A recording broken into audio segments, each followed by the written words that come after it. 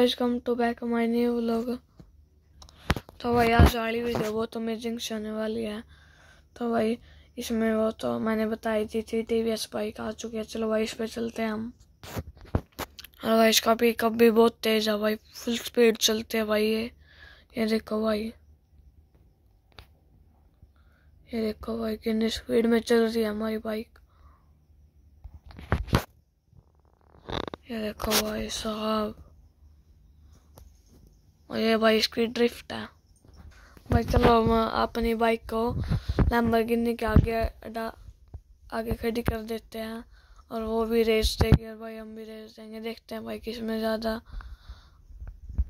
ज़्यादा जोर है भाई। और मैंने भाई अपनी टीवीएस बाइक इसके आगे खड़ी कर दी है भाई। और भाई मैं भी जोर लगा रहा हूँ भाई, आगे भी नहीं पड़ रहा है भाई लैम्बोर्गिनी।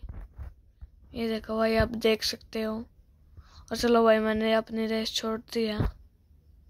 क्या भाई यहाँ पर तो ये जाम ही हो गई। चलो भाई चलते हैं अपनी टीवीएस बाइक पे। भाई हमारी टीवीएस बाइक में बहुत जोर है।